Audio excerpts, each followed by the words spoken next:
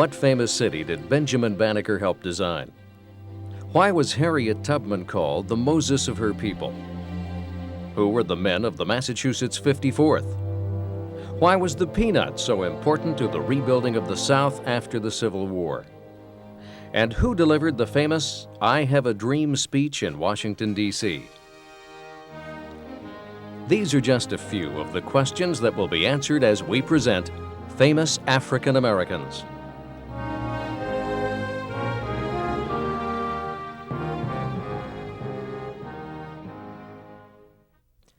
What famous city did Benjamin Banneker help design? In 1790, Banneker was chosen to serve on the commission that planned the federal city of Washington, D.C. After the adoption of the Constitution of the United States, the states of Maryland and Virginia ceded a portion of their territory to allow for a national capital. Banneker was appointed to the commission upon Thomas Jefferson's suggestion to President Washington.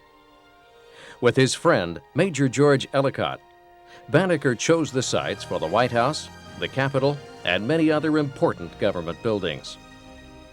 When the head of the commission quit and took the printed plans with him, Banneker and Ellicott were able to reconstruct them from memory. Banneker was a man of dignified dress and appearance. He contributed to the fields of science, mathematics, and politics. For 10 years, Banneker authored a popular almanac that included anti-slavery essays, as well as tables giving information about the tides, moon, crops, and the sun. But he will always be remembered as designer of the nation's capital.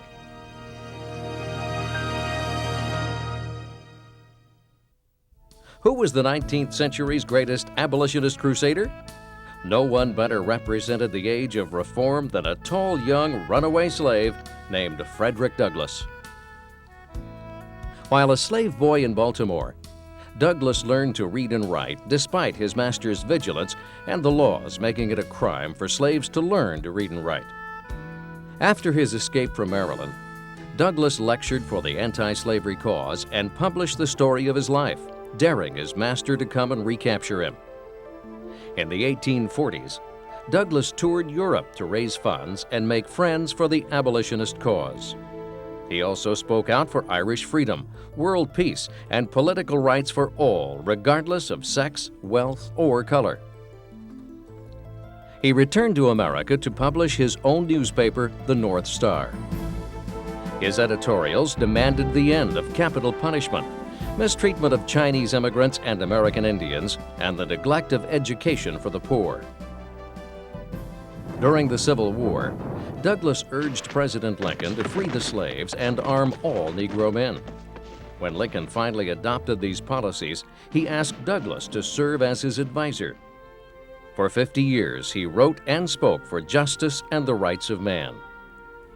When Frederick Douglass died in 1895, former black Congressman Robert Smalls wrote, "The greatest of the race has fallen." How did Sojourner Truth get her name? One of the most famous 19th century African American women, Sojourner Truth was an uneducated former slave known for active opposition to slavery. She was born Isabella Van Wagenen, but in middle age, having begun to receive recognition as a gifted preacher around New York City in the 1830s, she decided to become a traveling evangelist. She told Harriet Beecher Stowe, author of Uncle Tom's Cabin, that she asked the Lord for a new name. "The Lord gave me Sojourner," she said, "because I was to travel up and down the land, showing the people their sins. And the Lord gave me Truth, because I was to declare the truth to the people." In 1851, at an Akron, Ohio women's convention, she mesmerized the audience with her argument against the contentions that women were weak and deserved special protection rather than equal rights. During the debates over black and women's suffrage that surrounded the drafting and ratification of the 14th Amendment to the United States Constitution, Truth was one of a minority of African American abolitionists who favored the inclusion of women in the provisions for widened citizenship. After the Civil War and slavery had ended, Truth continued to work for black suffrage and helped former slaves find homes and gainful employment. Sojourner Truth is remembered today as a true hero of the anti-slavery and women's rights movement. Why was Harriet Tubman called the Moses of her people? Just like Moses with the Israelites, Harriet Tubman helped an estimated 300 slaves reach freedom from their oppressors. In 1849, when Harriet was still a slave, she learned that her siblings might be sold. She decided to escape, leaving her husband behind. She reached freedom in Philadelphia, working as a domestic. This is where she met William Still, a leader of the Underground Railroad, the secret escape route from the South to the free North. She soon became the railroad's best-known conductor. Over a period of 10 years, she made at least 15 trips south. She was never apprehended, and she never lost a passenger. During the Civil War, Tubman served as a nurse, worked with freed slaves, and acted as a spy for the North. After the war, she worked for aid and schooling for free blacks and transformed her home in Auburn, New York, into a cooperative farm for the poor and the aged. Harriet Tubman, the Moses of her people, personified strength and the quest for freedom, and her fame is enduring. Who were the men of the Massachusetts 54th? Boston buzzed with excitement in May 1863 when the 1,000 black volunteers of the Massachusetts 54th Infantry Regiment marched off to do battle in the Civil War. In occupied parts of the Confederacy, former Southern slaves and free black men were already fighting for the Union. But the men of the 54th, led by white commissioned officers, represented something different. The 1st Regiment composed mainly of free black volunteers from the northern states. The Confederacy was well known for its ruthless contempt for black soldiers. Wounded black prisoners of war were shot dead, and the healthy ones sold into slavery. The 54th were unnerved by this and led the charge against Fort Wagner, a Confederate stronghold. Although the attack failed, the black soldiers of the 54th proved their mettle. Almost 300 of the 54th's men were killed or wounded in the assault, but the regiment had won the respect due a true fighting unit. 4 of the enlisted men were decorated for bravery. One, Sergeant William Carney, became the first African American to win the highest U.S. military award, the Medal of Honor. The 54th's heroism had opened the door to black enlistment. By war's end, at least 186,000 men of African descent had served under the Union flag. Why was the peanut so important to the rebuilding of the South after the Civil War? The greatest single benefit to Southern agriculture after the Civil War came from the hands of George Washington Carver. A former slave, Dr. Carver gained national fame because of his scientific research at Tuskegee Institute. After long years of experimentation and investigation, Dr. Carver found more than 350 uses for the southern crops of peanuts, sweet potatoes, and pecans. He traveled through the Alabama countryside to bring his knowledge to farmers of all races. Many years before Dr. Martin Luther King asked his followers to meet hatred with love, Dr. Carver said, "No man can drag me down so low as to make me hate him." Dr. Carver worked for the Tuskegee Institute for many years, and many of his findings were published by the Department of Agriculture for the use of farmers everywhere.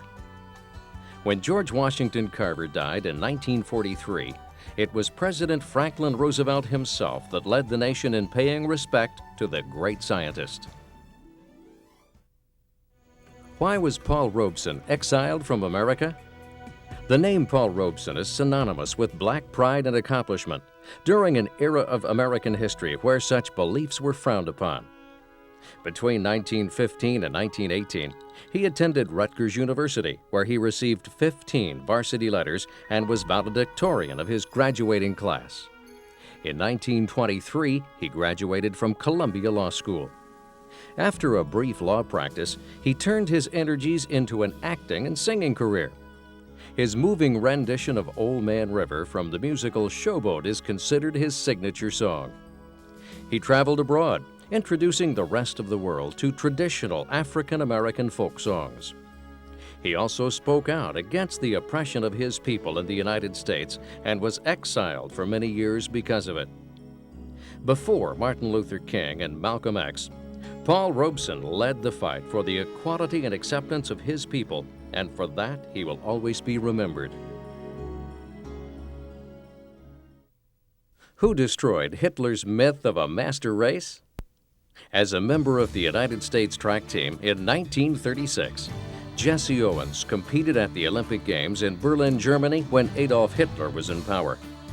Owens won 4 gold medals. He won the 100-meter dash, the 200-meter dash, the running broad jump, and the 400-meter relay, setting many Olympic and world records.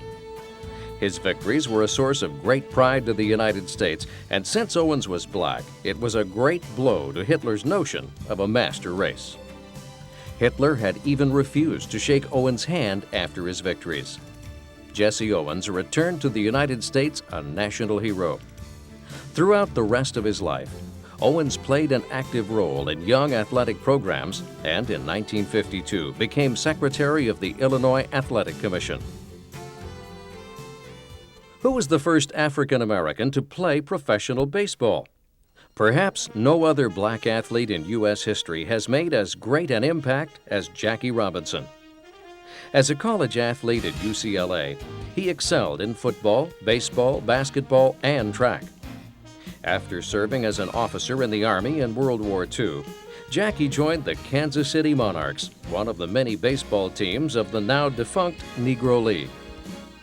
In 1946, Robinson played with the Montreal Royals, a Dodger farm team, and a year later, under the tutelage of baseball commissioner Branch Rickey, Robinson joined the Brooklyn Dodgers. Jackie Robinson had become the first African American to play Major League Baseball. That year, he was voted Rookie of the Year. In his 10 seasons as a Dodger, Robinson led his team to victory in 6 pennants and 1 World Series. His good nature and strength of character was an inspiration to many and led the way for future black players to join him in the big leagues. He retired from baseball in 1956 and went on to engage in business, political, and civil rights activities. From 1964 to 1968, he served as Special Assistant for Civil Rights to Governor Nelson Rockefeller of New York. Jackie Robinson's lasting legacy to baseball and the people of the United States is fondly remembered to this day. Who successfully argued the case of Brown versus Board of Education before the U.S. Supreme Court? It was NAACP Chief Counsel Thurgood Marshall, who, along with 2 other African-American lawyers, successfully carried the Brown case to the Supreme Court in 1954. The Brown versus the Board of Education of Topeka, Kansas decision outlawed school segregation in the United States. In 32 cases before the High Court, Marshall won all but 3 of them. Marshall's career began back in 1935 at the NAACP when he and fellow lawyer Charles Houston fought to desegregate the University of Maryland Law School, which routinely rejected black applicants. In Baltimore City Court in 1935, the lawyers successfully showed there was no state-run, separate but equal law school for black Marylanders. Indeed, there was no separate black law school at all. The ruling was a damaging blow. The 1935 victory was the first of many that led to the end of legal separation in public schools. But it was the 1954 Brown case that brought Marshall to national attention. After being director of the NAACP's Legal Defense Fund for more than 20 years, he became Solicitor General to the Supreme Court in 1965. President Lyndon Johnson appointed Marshall to the Supreme Court in 1967. At age 59, Thurgood Marshall became the first African American appointed to the highest court in the land. He will always be remembered as a protector of the defenseless and hero to the common man. Who was Malcolm X? He was born Malcolm Little in Nebraska in 1925. Malcolm had an excellent school record until he dropped out after the 8th grade. He was later convicted on a burglary charge in Massachusetts in 1946. While in prison, he became a member of the Nation of Islam, a black-led religious group based in Chicago. Like others in the group, Little changed his name. He believed it to be a former slave owner's name and substituted his last name with the letter X.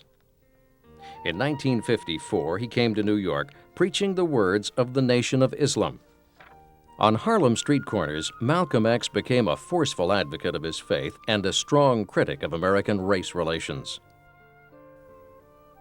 His willingness to say that African Americans had a right to fight back against segregationist violence and his insistence on black-run organizations had a powerful effect on his listeners. In March of 1964, Malcolm X announced his break with the Nation of Islam. After 17 years, the rift between them had grown too wide. Malcolm began exploring new religious territory. In April, he changed his name to Malik el-Shabazz and went on a pilgrimage to Mecca. There he encountered Muslims of many colors, meeting as equals. Although his anger at white American racism still burned, he moved away from the religious black separatism of his Nation of Islam days. On his return to America, Malcolm founded the Organization of Afro-American Unity. Its charter stresses self-defense as well as education and economic empowerment. On February 21, 1965, Malcolm X was assassinated at the Audubon Ballroom in Upper Manhattan. Malcolm X became a symbol of racial pride and uncompromising moral principle. Who delivered the famous "I Have a Dream" speech in Washington, D.C.? On August 28, 1963, 250,000 people of all races, creeds, and colors gathered before the Lincoln Memorial to listen to Dr. Martin Luther King Jr.'s vision of an America free from bigotry. I have a dream that one day my poor little children will one day live in a nation where they will not be judged by the color of their skin, but by the content of their character. I have a dream today. King was born in 1929, the first son of the pastor of the Ebenezer Baptist Church in Atlanta, Georgia. For the rest of his life, the traditions of the black church would pervade not only his philosophy, but also his career and his politics. In 1955, he and his wife Coretta moved to Montgomery, Alabama, where he became pastor of the Dexter Avenue Baptist Church. That December, local activists recruited the 26-year-old to lead a boycott of the city's segregated bus system. The protest converted King to a belief in the power of nonviolence and led him and other black ministers to found the Southern Christian Leadership Conference, which had its first permanent headquarters in Atlanta. In late 1959, he resigned his position in Montgomery and moved to Atlanta to become a full-time SCLC activist. King became the leading spokesman for the civil rights movement of the 1960s. Inspired by the principles of Indian statesman Mahatma Gandhi, Dr. King adopted a program of nonviolent protest and civil disobedience that focused the world's attention on the struggles of African Americans. He received the 1964 Nobel Peace Prize for his efforts to rid America of racism and discrimination. Dr. King, who asked that he be remembered as a drum major for justice, was assassinated on April 4, 1968 in Memphis, Tennessee. He was 39. Because of the trials and tribulations of their ancestors, many African Americans today enjoy freedoms unheard of 100 years ago. There are currently 40 African Americans in the United States Congress. Clarence Thomas is currently a Supreme Court Justice, only the second African American to be appointed to that position. And for a brief moment in 1995, retired chairman of the Joint Chiefs of Staff, General Colin Powell, was considering a run for President of the United States. African Americans continue to contribute to American life, whether it be through sports, music, the arts, business, or as public officials. The strides they have made throughout U.S. history for equality and acceptance will never be forgotten.